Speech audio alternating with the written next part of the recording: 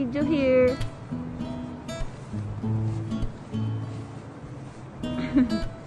Hi! So, ito, naglalakad kami ngayon sa babay. Nahanap namin kung saan yung magandang mag-picture or mag-video. Dito kami ngayon sa Tokyo Sky Tree. Ayan siya, oh, ang taas. So, hinahanap namin yung perfect spot to take picture. Ang romantic. So, pag pupunta kayo na Tokyo Sky Tree, maglakad-lakad kayo dito sa river. Sobrang nakaka-relaxing. Okay, heart shape, 1, 2, 3, go. Eh. Paano ba? Okay. Na.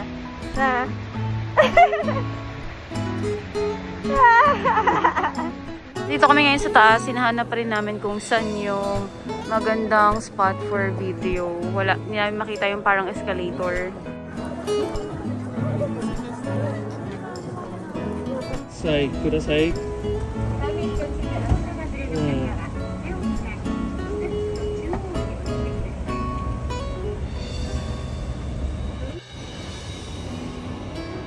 Wow! May dinner kami for tonight.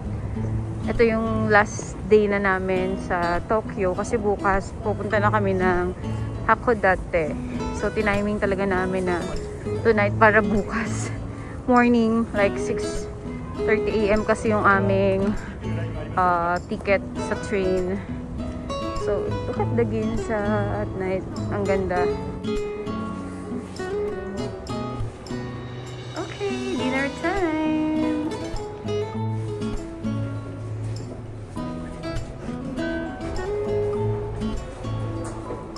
So, papunta kami ng 6th floor sa Sagaya Restaurant. So excited. Sagaya.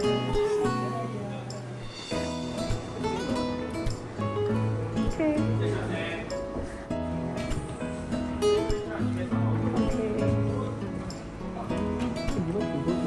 Yeah, okay. And can I just ask if you have any food allergies or anything? Ito yung kanilang menu. Let's check. For tonight, we're going to drink wines or sake. Wine, sake. Okay, for the order, bahala na si Habi dyan, okay? Actually, may order na kami. Mag-a-add na lang kami ng wine or sake. Like 1 room, this the room, each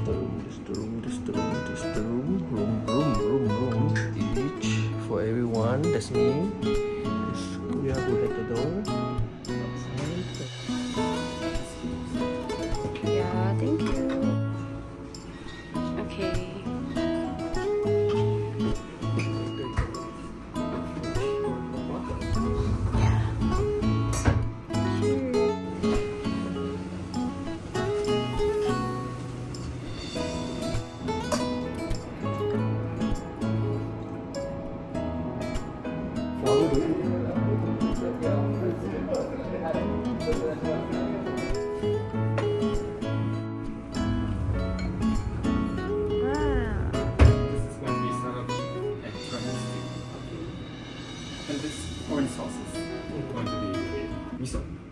Miso.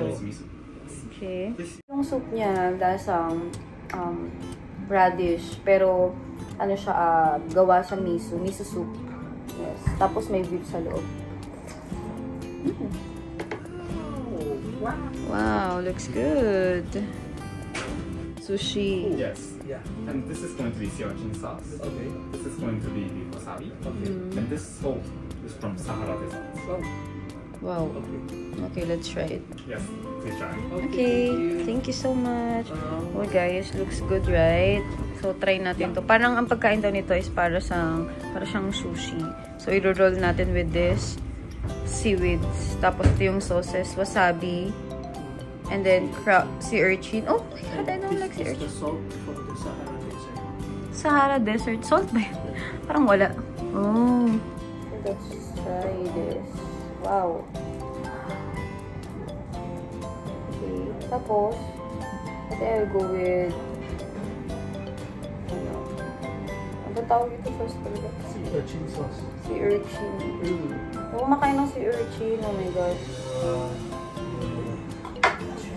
And then, roll it.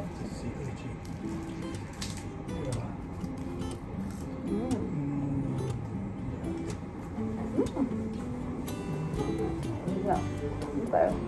It's going to be saga beef, right tempura. Left tempura is left.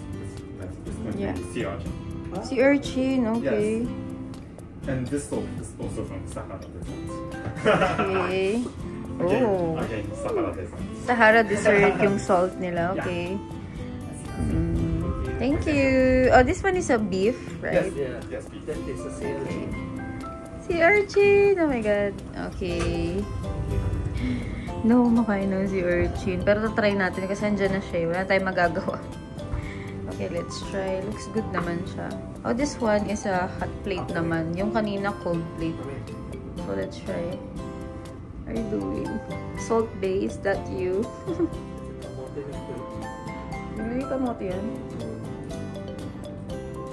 Dumating na ang ating pang fifth dish, which is itong kanilang saga beef. Tikman natin. Ayan siya guys. Sarap ko lang cold. Eh, may salt ba? Wala. Ayan. Yummy!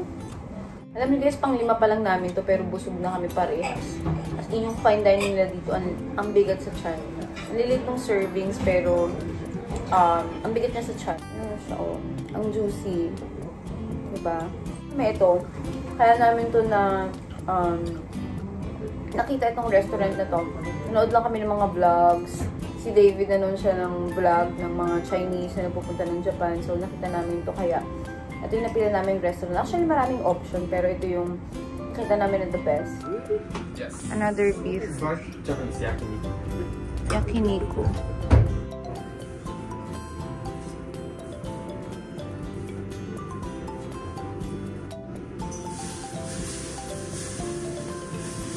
Ganun yung tamang pagluto.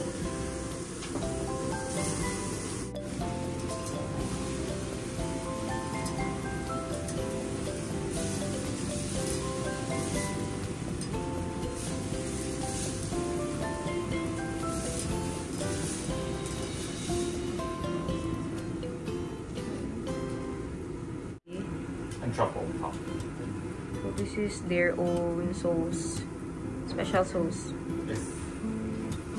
Pang 6 na dish na sinend naman ni Kuya kanina is A5 beef. Guys, sobrang sarap. And malambot. Yeah. Tapos special sauce yung ginamit nila. Medyo salty lang. Kaya perfect talaga na may rice. Like this.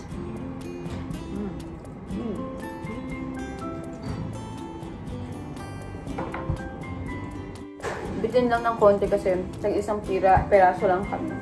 So, parang yun kasi talaga yung pinunta namin, di ba? Parang yung beef. Saga beef nila. So, medyo bitin, pero okay lang kasi busog na rin naman kami. The last dessert time. Yes, this is going to be pear compote. And this sauce is going to be yogurt sauce. Yogurt. Yes, yogurt sauce. This is a monster! Essential. Wow. Cute ah. Cute ng pagkakaano nila. Pagkaka-design. Is it an alcohol? No, it's green tea. Green tea. Okay. Yes. Oh, green tea. Let's try. Mukha talaga akong alak eh. Pati ba naman to? Akala ko kasi whiskey. Sorry na. Sabi nila, ito daw yung pinaka-special talaga dito, yung dessert. So, let's see. Actually, ice cream siya. Tapos, yeah, ice cream. And then, yogurt. Yung kanyang top. Then, tikman natin kung ano yung lasa. Anong special dito. Okay?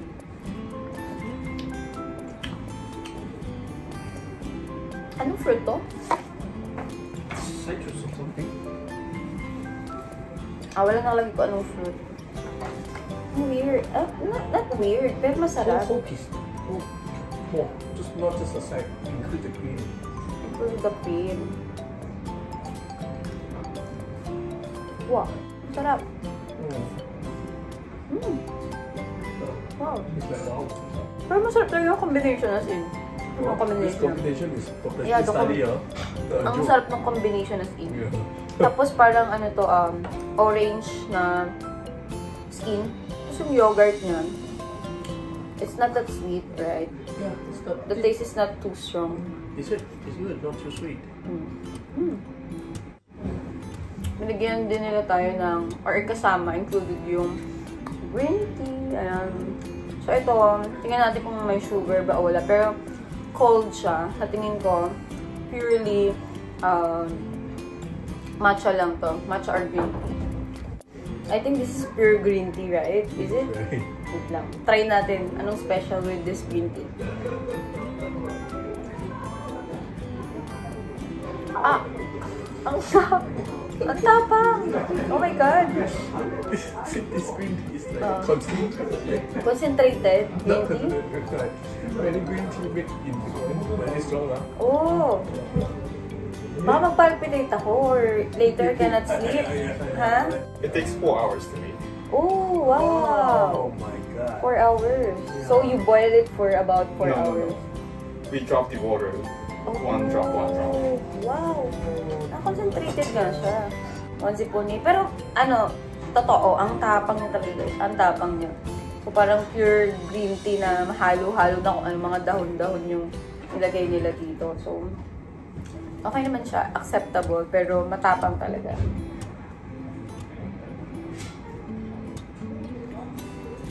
Really, I cannot. Parang may lasang oregano na basta ang tapang niya. Okay, I'll give it to you. Dito na lang ako. Acceptable. So anyways, ito, pwede nyo siyang i-book via Klook. Hanapin nyo lang yung Sagaya. Ayan, restaurant Sagaya dito sa Ginza. So, kayo na rin mag-check. And, tignan nyo na lang yung price niya. Actually, hindi siya mura. And, hindi naman super mahal. Pero, for me, mahal na siya. Pero, I think worth it naman. Kasi, ano siya, fine dining style. Tapos, may sarili kayong rooms. Tapos, ayun, may nag-serve sa inyo. And, mabait sila, guys. In fairness, marunong sila mag-English. Madali makipag-communicate sa kanila. Tapos, ang peaceful lang ng lugar dito. So, para sa akin, maganda. Recommended talaga. Tapos yun, hindi included dun sa pinurchase namin yung drinks. So, nag-additional kami ng drinks. Like me, nag-order ako ng wine. Si David naman is plum wine. Tapos, another water. So, yan, additional payment yun. Pero guys, kayang-kaya nyo yan. So, dun lang, siguro for me lang, makulangan lang ako dun sa beef. Kasi I expect na medyo, at least madami dun sa beef. Pero, nung nakita ko yung mga servings nila, pang fine dining, talagang ganun lang ko konti yung servings pala ng fine dining ng Japanese restaurant. That's it for tonight. So, ngayon pauwi na kami kasi bukas ng 6:30 AM, yung biyahe namin papunta ng Hakodate. And I'm very, very excited kasi tomorrow, puro snowing activities na yung mga gagawin natin. So, after namin mag-Hakodate, is pupunta kami ng Niseko. And one more thing, gagawan ko rin ng video to kasi yung Hakodate namin guys, yung binook naming hotel is very special din yun. Famous siya with their breakfast. See you for our next video. Bye! Here is going to be the... Oh, that's the tea. Yes. The green tea. Yes. Ayun yung green tea doon kanina. Ayun yung green tea kanina na sinerve sa amin yung matapang. So, this is the kitchen. Beautiful. So, meron silang teppanyaki na offer. Alright, thank you so much. Thank you. Bye-bye. Yeah. Happy? Bye.